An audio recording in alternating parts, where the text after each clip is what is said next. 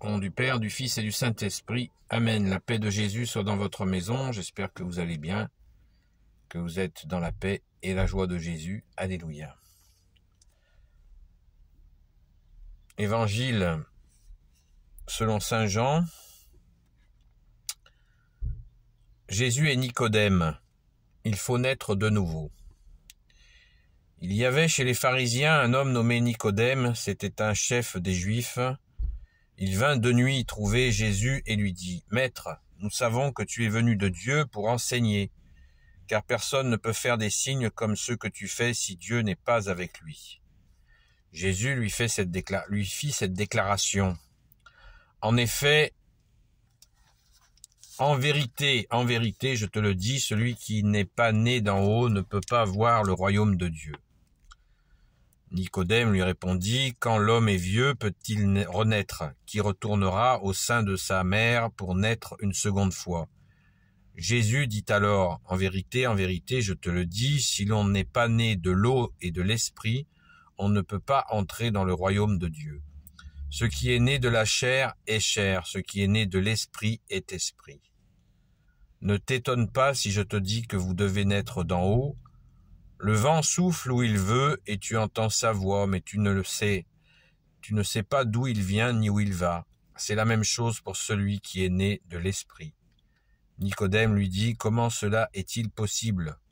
Jésus répliqua, « Tu es maître en Israël et tu ne sais pas cela. En vérité, je te le dis, nous savons ce que nous disons et nous sommes témoins parce que nous avons vu. Mais vous ne recevez pas notre témoignage. Si vous ne me croyez pas quand je vous parle des choses de la terre, comment croirez-vous lorsque je parlerai des choses du ciel? Mais personne n'est monté au ciel si ce n'est le Fils de l'homme, qui lui est descendu du ciel.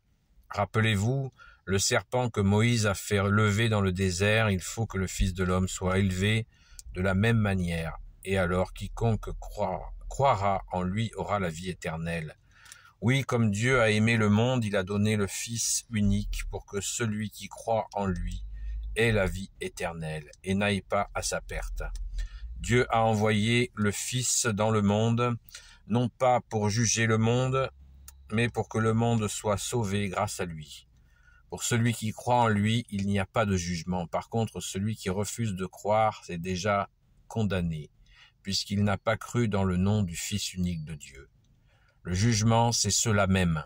La lumière est venue dans le monde, et les hommes ont choisi les ténèbres plutôt que la lumière, car ils faisaient le mal. Celui qui fait le mal n'aime pas la lumière, et il ne vient pas à la lumière, car il deviendrait clair que ses œuvres sont mauvaises.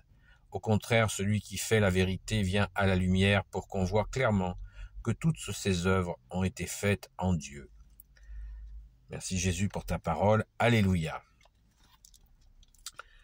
Eh bien, merci Jésus pour cette parole. La lecture du jour nous dit de n'aller jusqu'au verset 8. Eh bien, j'ai été jusqu'au verset 21, car j'ai voulu vous lire le paragraphe entier. Pourquoi? Parce que cette parabole est suffisamment difficile pour que l'on se prive de la lire en entier pour essayer de comprendre ce que tu nous dis, bien-aimé Jésus. Je n'ai pas la prétention de vous en révéler toute la profondeur, ni les largeurs, ni la hauteur, mais on peut déjà commencer par s'étonner qu'il nous ait dit, que saint Jean nous dit, que ce fameux Nicodème, donc c'est quelqu'un qui est chef, qui est chef des Juifs. Et dès le verset 2, saint Jean nous dit, il vint de nuit trouver Jésus. Pourquoi vient-il de nuit? C'est assez simple à comprendre, il vient de nuit parce que tout chef qu'il est, il a reconnu, il n'est pas dans la déviance de vouloir la mort de Jésus. Là, on est dans une période avant la crucifixion, vous l'avez compris.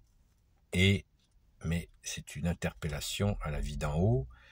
Et ce chef eh bien, il a sa notoriété. C'est pas quelqu'un, voilà, c'est quelqu'un de très important. C'est une huile. Et il vient de nuit en secret. Voilà. Pourquoi il vient la nuit voir Jésus? Parce qu'il vient le voir en secret, parce qu'il sait très bien que ses collègues, une partie de ses collègues, veulent la mort de Jésus. Donc, cette question il a cette question importante, et Jésus lui dit qu'il faut naître une seconde fois. Une seconde fois, est-ce que dans cette parabole, Jésus n'est pas en train d'expliquer le baptême, le saint baptême catholique? On est une seconde fois par Jésus, non pas comme les évangélistes souvent nous tartinent la question de naître de nouveau, ce qui leur fait dire que le baptême catholique n'est pas valable, ce qui est bien évidemment faux. Le saint baptême catholique est d'autant plus vrai qu'il existait bien avant même qu'existent les évangélistes. Les évangélistes parlent bien de ce groupe religieux qui est assez récent, somme toute, très influencé par la société états-unienne, américaine, et qui est déraciné de la tradition de l'Église catholique, donc déraciné de la chrétienté dans bien des aspects. Mais c'est un autre sujet. Mais je suis obligé d'en parler parce que beaucoup de nos frères et sœurs catholiques et beaucoup de nos frères et sœurs en humanité sont égarés par ces doctrines, puisque vous savez qu'il existe énormément de ces groupes. Il y en a, quand il s'en crée 10 par mois et il en disparaît 7 par mois. Donc vous voyez, c'est un mouvement qui est absolument douteux. C'est pas le sujet. Mais naître d'en haut, l'invitation de Jésus à naître d'en haut, eh bien, c'est une invitation qu'il nous faut considérer comme tu l'as si bien imagé, bien-aimé Jésus, comme le vent. Voilà, le vent, nul ne sait ni où il va, ni d'où il vient, ni où il va. Et bien, de la même manière, celui qui renaît de l'esprit se laisse guider par lui. Et c'est pas une petite affaire, c'est un abandon que Jésus, tu nous invites à faire.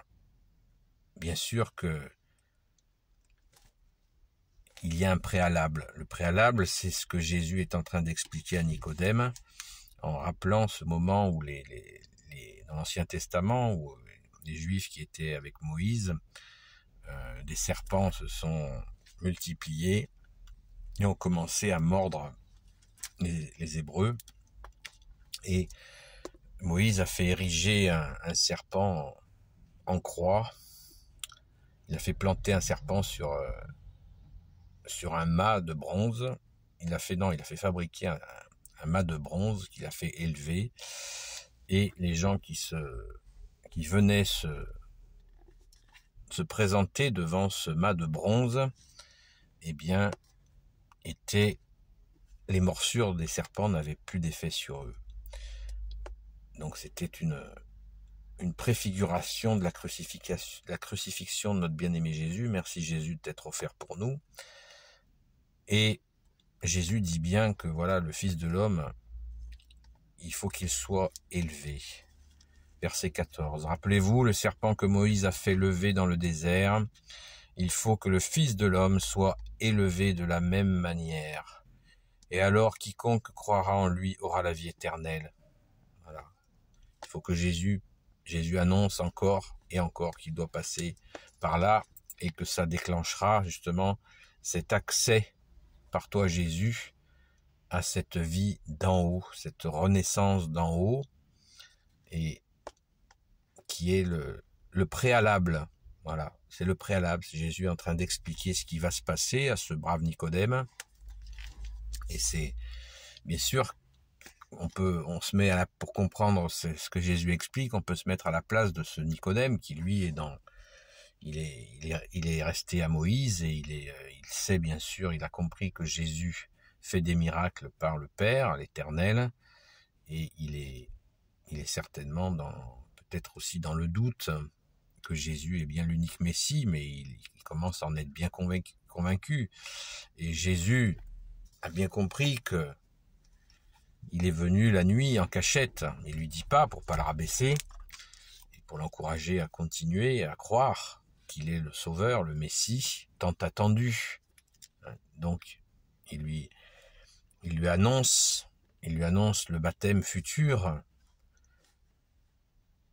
que Jésus va nous baptiser et nous donner accès à cette renaissance d'en haut, mais avec, bien sûr, la démarche qui va avec, parce que vous allez me dire, quand un enfant est baptisé bébé, comment il peut renaître d'en haut? Eh bien, c'est justement, c'est là où la formation est nécessaire, la compréhension de ce qui nous arrive. Et quand on élève un enfant dans la foi, mais sérieusement, je parle sans l'endoctriner, c'est pas un coup de marteau qu'on fait passer la foi. Eh bien, quand une personne est élevée dans la foi, eh bien, qu'est-ce qu'elle fait? Elle se laisse guider dans sa vie par Jésus, par l'Esprit, voilà. Et donc, elle met en œuvre cette renaissance, de se laisser porter comme le vent, comme une feuille au vent, par l'Esprit. Et c'est ce que certains appellent dans des histoires de développement personnel le lâcher-prise. Mais ça, c'est un mot qui veut rien dire, parce qu'il ne nomme pas à qui on lâche prise, parce qu'il n'est pas question de lâcher prise face à l'ennemi des âmes. On lâche pas prise comme ça dans le vide. On le lâche, on se laisse guider par Jésus, qui est le bon berger. On se laisse guider par l'Esprit Saint, qui est saint. Voilà, on se laisse guider par le Dieu 3 fois saint. Père, Fils, Jésus et Saint-Esprit. On ne se laisse pas guider comme ça en disant « Oui, je lâche prise ». Tu lâches prise. Si tu lâches prise au démon, tu as l'air fin. Non, non, non, non, non. Ce mot « lâcher prise », il faut le bannir. Il faut s'abandonner à Jésus. Faire comme le dit, on l'a fêté hier dans la miséricorde divine, on dit « Jésus, j'ai confiance en toi ». Voilà, ça c'est un abandon au roi de gloire que tu es Jésus, qui nous guide. Mais il n'est pas question de se laisser guider par les ténèbres, de lâcher prise aux ténèbres. Non, aux ténèbres, il faut tenir bon, prier Saint Michel Archange, la très sainte Vierge Marie, Saint Joseph, la terreur des démons, tenir bon. Voilà. On a une intelligence, il faut nous en servir. Mais pour ce qui est de nous conduire d'une façon générale, eh bien, nous remettons notre vie entre tes mains, Jésus, ce qui n'empêche pas d'avoir des options, parce que nous n'avons pas des robots, nous avons des envies, des souhaits. Et ça, il faut les offrir à Jésus pour que on voit que si Jésus veut bien, si c'est bon pour nous, Jésus nous le dira, puisque Jésus, tu es le bon berger. Amen, alléluia.